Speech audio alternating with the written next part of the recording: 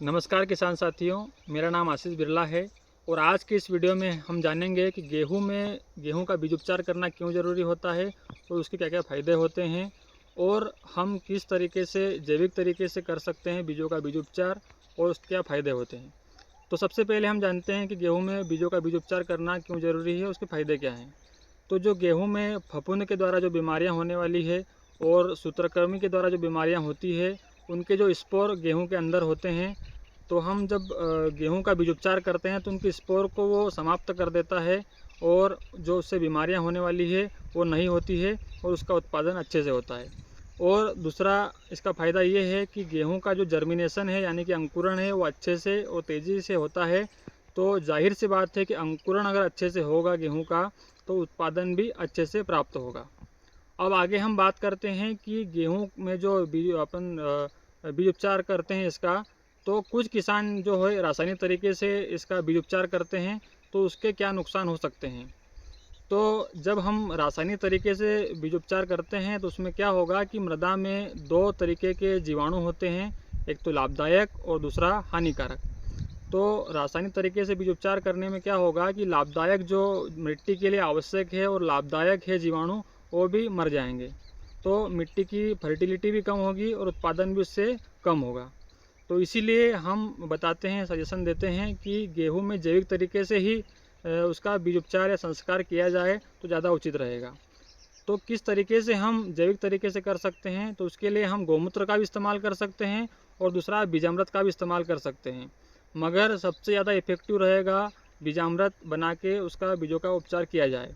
तो बीजामृत कैसे तैयार करते हैं उसकी विधि के बारे में हम जान लेते हैं। ये जो विधि है ये 1 क्विंटल गेहूँ यानी कि 100 किलोग्राम गेहूँ के लिए बताई जा रही है आपको। तो इसके लिए क्या करना है, सबसे पहले 20 लीटर पानी लेना है प्लास्टिक के ड्रम में। उसके अंदर हमें 5 लीटर देसी गाय का गौमूत्र डालना है।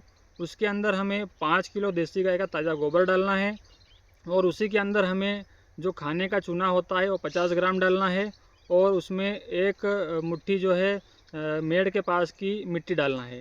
ये सारी सामग्री ड्रम में डालने के बाद उसको लकड़ी के डंडे से बाएं से दाएं यानी कि घड़ी की सुई की दिशा में इसको हमें घुमाना है और उसके बाद में इसे हमें टाट से ढककर रख देना है।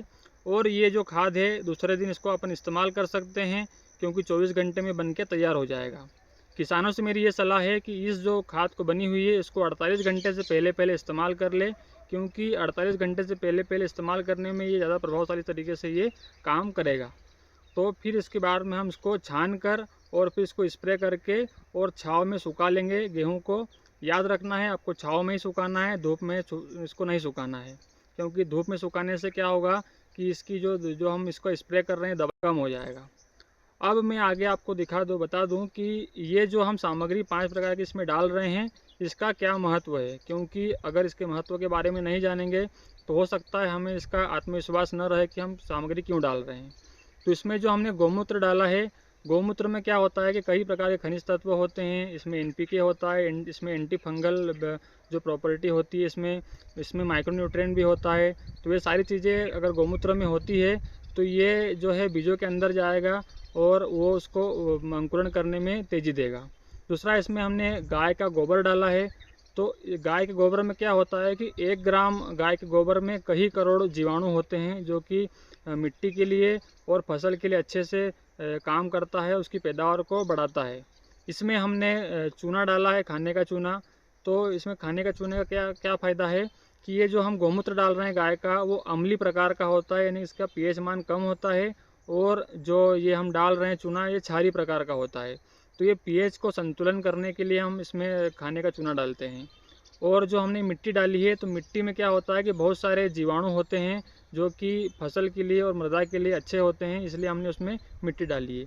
तो ये सारी सामग्री किस लिए डाली वो भी आपको दिखा दिया, क्या क्या फ़ायदे होते हैं वो भी आपको समझा दिया है। अब हम जानेंगे कि किस प्रकार से हम बीजामृत तैयार कर सकते हैं, तो चलिए हम जानते हैं। सबसे पहले हम एक प्लास्टिक के ड्रम में 20 लीटर पानी लेंगे एवं 5 लीटर गौमूत्र लेंगे, 5 किलो देसी गाय का गोबर लेंगे, मेड़ के पास की एक मुट्ठी मिट्टी लेंगे एवं 50 ग्राम चूना लेंगे। चलिए अब हम जानते हैं कि इसे किस तरह बनाया जाता है। कि अब हम हमारे 20 लीटर पानी के अंदर 5 लीटर गौमूत्र डालेंगे।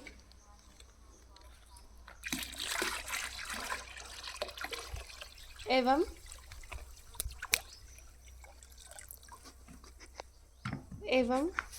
5 किलो देसी गाय का जो गोबर है उसको हम हमारे पानी इस मिश्रण में डालेंगे।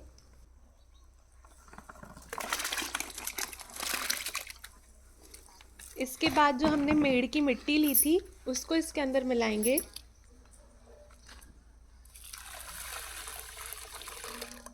एवं जो 50 ग्राम चूना लिया है उसको हम इस मिश्रण के अंदर मिला देंगे।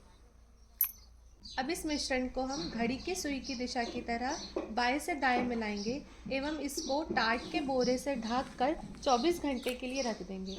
और ये 24 घंटे में मिश्रण हमारा बीजामृत बनकर तैयार हो जाएगा और ये उपयोग के लायक हो जाएगा।